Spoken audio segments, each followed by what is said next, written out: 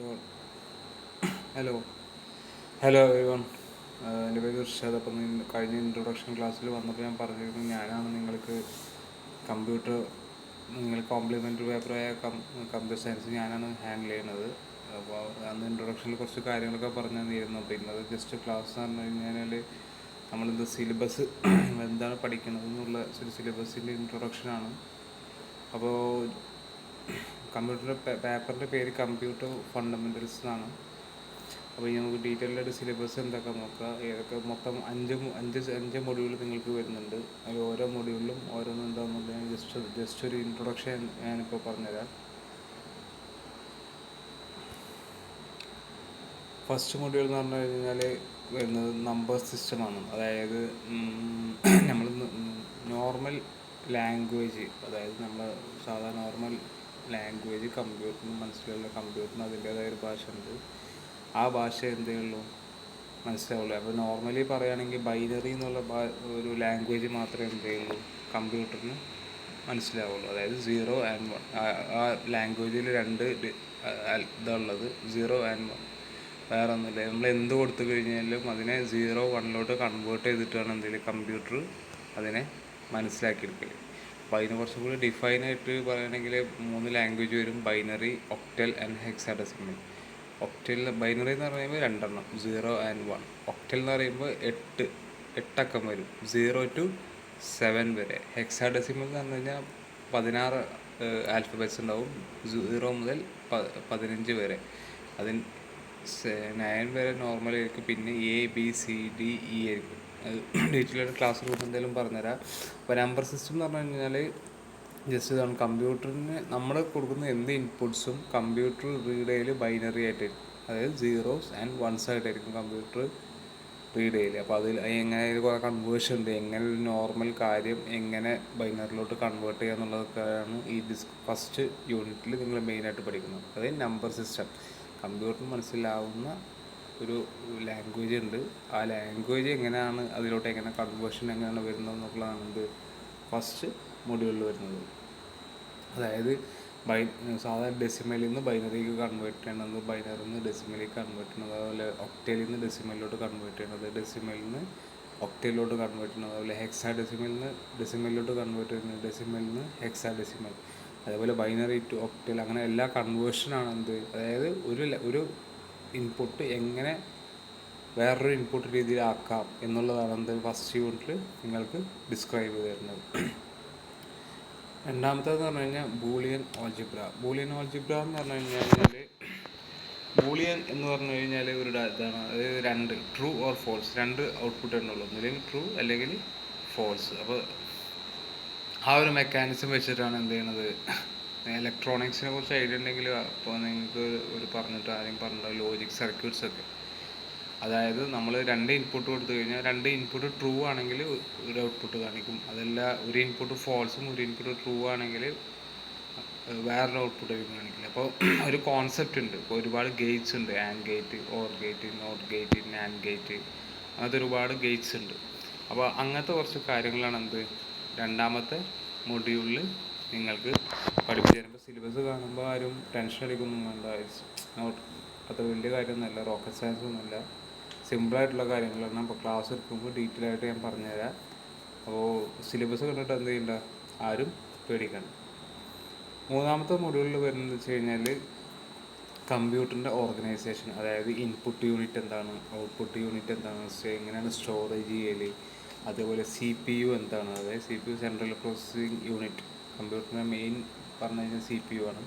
അപ്പോൾ എന്താണ് CPU എങ്ങനെയാണ് സ്റ്റോറേജ്, പ്രൈമറി സ്റ്റോറേജ് എങ്ങനെയാണ്, റാം എന്താണ്, റോം എന്താണ്, ക്യാഷ് മെമ്മറി എന്താണ്, അങ്ങനത്തെ കാര്യങ്ങളൊക്കെയാണ് എന്ത് മൂന്നാമത്തെ മൊഡ്യൂളിൽ നിങ്ങൾക്ക് പഠിക്കാനുള്ളത്. നാലാമത്തെ മൊഡ്യൂൾ എന്ന് പറഞ്ഞു കഴിഞ്ഞാൽ ജസ്റ്റ് എന്താണ് ഇൻപുട്ട് ഔട്ട്പുട്ട് ഡിവൈസസ്. അതായത് നമ്മൾ ഡാറ്റാസ് കമ്പ്യൂട്ടറിലോട്ട് കൊടുക്കുന്നതും അതുപോലെ കമ്പ്യൂട്ടറിൽ നിന്ന് ഡാറ്റാസ് ഇങ്ങോട്ട് തിരിച്ച് വാങ്ങുന്നതിന് വേണ്ടി യൂസ് ചെയ്ത ഡിവൈസസിനെ കുറിച്ച് പഠിപ്പിക്കുകയാണെന്ത് ഫോർത്ത് മൊഡ്യൂൾ. അതാണ് എന്ത് ഇൻപുട്ട് ഔട്ട്പുട്ട് ഡിവൈസസ്. അതായത് കമ്പ്യൂട്ടറിലോട്ട് ഇൻപുട്ട് കൊടുക്കാനും അതുപോലെ കമ്പ്യൂട്ടറിൽ നിന്ന് ഔട്ട്പുട്ട് സ്വീകരിക്കാനും നമ്മൾ യൂസ് ചെയ്ത ഡിവൈസസിനെ ഡിസ്ക്രൈബ് ചെയ്യുന്ന ചാപ്റ്ററാണ് എന്ത് യൂണിറ്റ് 4. നെക്സ്റ്റ് വരുന്നത് യൂണിറ്റ് 5. ഫിഫ്ത്ത് മൊഡ്യൂളിൽ എന്താ വരുന്നത് വെച്ച് കഴിഞ്ഞാൽ എങ്ങനെ ഒരു കമ്പ്യൂട്ടർ പ്രോഗ്രാം നമുക്ക് പ്ലാൻ ചെയ്യാം, എന്താണ് ഒരു പ്രോഗ്രാമിൻ്റെ പ്ലാനിങ്, എന്താണ് അൽഗോരിതം, എന്താണ് ഫ്ലോ ചാർട്ട്, എന്താണ് ഇങ്ങനത്തെ കാര്യങ്ങളൊക്കെയാണ് നമുക്ക് ഫിഫ്ത്ത് മൊഡ്യൂളിൽ പറയുന്നത്. അതായത് നമുക്ക് എങ്ങനെ ഒരു കമ്പ്യൂട്ടറിൽ എങ്ങനെ നമുക്കൊരു പ്രോഗ്രാം എഴുതാം. ഇപ്പോൾ BSc മാത്സ് പഠിച്ചിട്ട് നിങ്ങൾക്ക് ഇനി അടുത്തത് MCA ചെയ്യാൻ താല്പര്യം ഉണ്ടെങ്കിൽ അതിന് വേണ്ടിയാണ് കോംപ്ലിമെൻ്ററി പേപ്പറായിട്ട് നമ്മൾ കമ്പ്യൂട്ടർ സയൻസ് കൊടുത്തിട്ടുള്ളത്.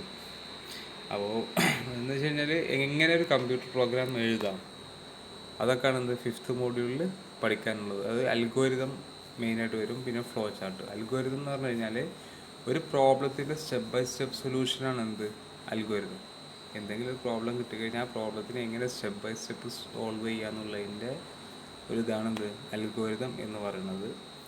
ഫ്ലോ ചാർട്ട് എന്ന് പറഞ്ഞു വെച്ച് കഴിഞ്ഞാൽ അൽഗോരിതത്തിൻ്റെ പിക്ചോറിക്കൽ റെപ്രസെൻറ്റേഷനാണ് എന്ത് ഫ്ലോ ചാർട്ട് എന്ന് പറഞ്ഞു കഴിഞ്ഞാൽ. അൽഗോരിതം എന്ന് പറഞ്ഞാൽ ഒരു പ്രോബ്ലത്തിനെ സ്റ്റെപ്പ് ബൈ സ്റ്റെപ്പ് സോൾവ് ചെയ്യുന്ന മെത്തേഡാണ് എന്ത് അൽഗോരിതം. ഫ്ലോ ചാർട്ട് എന്ന് പറഞ്ഞു കഴിഞ്ഞാൽ അൽഗോരിതത്തിൻ്റെ പിക്ചോറിക്കൽ റെപ്രസെൻറ്റേഷനാണ് എന്ത് ഫ്ലോ ചാർട്ട്. അപ്പോൾ അതിൽ പഠിക്കാനുള്ളത് അൽഗോരിതം എന്താണെന്ന്, വെറൈറ്റി ടൈപ്സ് ഓഫ് അൽഗോരിതം നമ്മൾ പഠിക്കും. അതുപോലെ ഫ്ലോ ചാർട്ട് എന്നത് പഠിക്കും. ഫ്ലോ ചാർട്ടിന് വേണ്ടി പിക്ചോറിക്കൽ റെപ്രസെൻറ്റേഷൻ ആണെന്ന് പറഞ്ഞു ഞാനല്ലേ. അപ്പോൾ ഫ്ലോ ചാർട്ട് എന്താണ്, അപ്പോൾ പിക്ചറായിട്ട് റെപ്രസെൻ്റ് ചെയ്യണമെങ്കിൽ അതിന് ഓരോന്നിനും ഓരോ സിമ്പിൾസ് ഉണ്ടാവും. ആ സിമ്പിൾസൊക്കെ എക്സ്പ്ലെയിൻ ചെയ്ത് പഠിക്കാനുള്ളതാണ് ഫിഫ്ത്ത് മൊഡ്യൂൾ.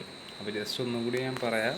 ഫസ്റ്റ് മൊഡ്യൂളിൽ നമുക്ക് നമ്പർ സിസ്റ്റമാണ് പഠിക്കാനുള്ളത്.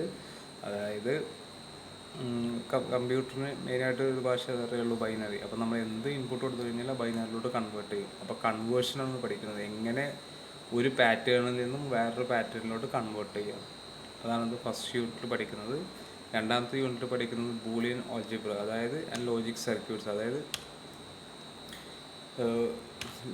ബൂളിയൻ ഓൾജിബ്ര എന്ന് പറയുമ്പോൾ രണ്ട് വാല്യൂ, ട്രൂ ഓർ ഫോൾസ്, ഈ രണ്ട് വാല്യൂ ഉണ്ടാവുള്ളൂ. ഈ രണ്ട് വാല്യൂ വെച്ചിട്ട് എങ്ങനെ ഒരു ഇലക്ട്രിക്കൽ സർക്യൂട്ട് നമുക്ക് ക്രിയേറ്റ് ചെയ്യാം, അതിന് എന്തൊക്കെയാണ് യൂസ് ചെയ്യേണ്ടത് എന്നുള്ളതാണ് ഇത് പറയുന്നത്. അപ്പോൾ ഗേറ്റ്സ് എന്ന് പറഞ്ഞാൽ and, or, not, NAND, NOR, XOR ഒക്കെയാണ്. അപ്പോൾ ടെൻഷൻ അടിക്കൊന്നും വേണ്ട, ഇതൊക്കെ നല്ല, അതായത് ഒരു സിമ്പിൾ പിക്ചർ വെച്ചിട്ട് നിങ്ങൾക്ക് എക്സ്പ്ലെയിൻ ചെയ്ത് കഴിഞ്ഞാൽ ഈസി ആയിട്ട് മനസ്സിലാക്കാൻ പറ്റുന്ന കാര്യമുള്ളൂ ഈ ലോജിക് സർക്യൂട്ട്സും അതുപോലെ ബൂളിയൻ ഓൾജിബ്ര എന്നുള്ള ഈ സെക്കൻഡ് മൊഡ്യൂൾ.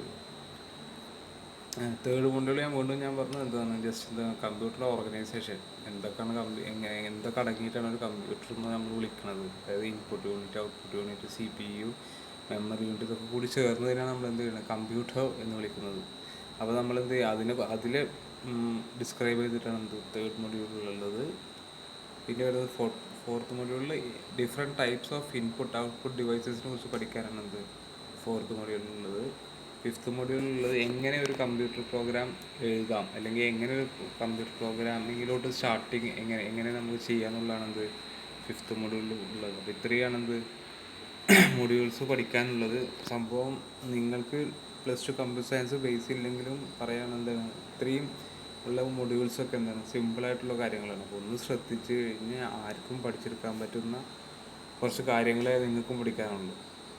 അപ്പോൾ എന്ത് ചെയ്യുക, എന്തെങ്കിലും ഡൗട്ട് ഉണ്ടെങ്കിൽ നിങ്ങൾക്ക് എന്ത് ചെയ്യുക, പേഴ്സണലി കോൾ ചെയ്ത് ക്ലിയർ ചെയ്യുക. അതുപോലെ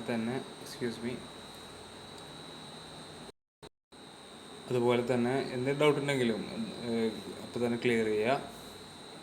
ഓരോ മൊഡ്യൂൾ കഴിഞ്ഞ് കഴിഞ്ഞാലും നമ്മൾ എന്തെങ്കിലും എക്സാമൊക്കെ വെച്ചിട്ട് ക്ലിയർ ചെയ്യുക. പേടിക്കേണ്ട, സിലബസ് ഒന്നും കണ്ടിട്ട് ആരും പേടിക്കേണ്ട. അപ്പോൾ നിങ്ങളെന്ത് ചെയ്യുക, സിലബസ് ജസ്റ്റ് ഒന്ന് നോക്കുക, എന്തെങ്കിലും ഡൗട്ടൊക്കെ ഉണ്ടെങ്കിൽ ചോദിക്കുക. അപ്പം അടുത്ത ക്ലാസ് മുതൽ നമ്മൾ എന്തായാലും ക്ലാസ് സ്റ്റാർട്ട് ചെയ്യും. അപ്പോൾ ഫസ്റ്റ് സ്റ്റാർട്ട് ചെയ്യുമ്പോൾ എന്തായാലും ഞാൻ തേർഡ് മൊഡ്യൂൾ വെച്ചിട്ടായിരിക്കും സ്റ്റാർട്ട് ചെയ്തത്. അതായത് ബേസിക് കമ്പ്യൂട്ടർ ഓർഗനൈസേഷൻ മുതലായിരിക്കും. ആദ്യം കമ്പ്യൂട്ടർ എന്താണെന്ന് ഞാൻ പഠിപ്പിക്കുക. അത് കഴിഞ്ഞിട്ട് കമ്പ്യൂട്ടറിൻ്റെ ലാംഗ്വേജ് എന്താണെന്നാണ് ഞാൻ പഠിപ്പിച്ചു തരാം. അത് കഴിഞ്ഞ് കമ്പ്യൂട്ടറിൽ ഏതൊക്കെ സർക്യൂട്ട്സ് ഉപയോഗിച്ചിട്ടാണ് നമുക്ക് പ്രോഗ്രാം എഴുതുക എന്നുള്ളത് പഠിപ്പിച്ചു തരാം. അത് കഴിഞ്ഞിട്ട് എങ്ങനെയാണ് ഒരു പ്രോഗ്രാം എഴുതേണ്ടത് എന്നുള്ളത് ഞാൻ പഠിപ്പിച്ചു തരാം. അപ്പോൾ ഞാൻ ആ സ്ട്രക്ചറാണ് യൂസ് ചെയ്യുന്നത്. ഫസ്റ്റ് ഞാൻ തേർഡ് മൊഡ്യൂൾ എടുക്കൽ, പിന്നെ ഫോർത്ത് മൊഡ്യൂൾ, പിന്നെ ഫസ്റ്റ് മൊഡ്യൂൾ, സെക്കൻഡ് മൊഡ്യൂൾ, പിന്നെ ഫിഫ്ത്ത് മൊഡ്യൂൾ. അപ്പോൾ ആ ഒരു പാറ്റേണിലായിരിക്കും ഞാൻ എന്തായാലും ക്ലാസ് എടുക്കൽ. കാരണം ആദ്യം കമ്പ്യൂട്ടർ എന്താണെന്ന് അറിയണം, പിന്നെ കമ്പ്യൂട്ടർ കാര്യങ്ങൾ എന്താണെന്ന് അറിയണം, എന്നിട്ട് നമുക്ക് എന്തെങ്കിലും നമ്പർ സിസ്റ്റത്തിൻ്റെയൊക്കെ ഡിസ്ക്രൈബ് ചെയ്യാൻ പറ്റുള്ളൂ. അപ്പോൾ ടെൻഷൻ ഒന്നും അടിക്കണ്ട, ബി കൂൾ, ഓക്കെ. അപ്പോൾ എന്തെങ്കിലും ഡൗട്ട് ഉണ്ടെങ്കിൽ എന്ത് ചെയ്യുക, നിങ്ങൾ വാട്സപ്പിൽ കോൺടാക്ട് ചെയ്യുക കേട്ടോ. Thank you.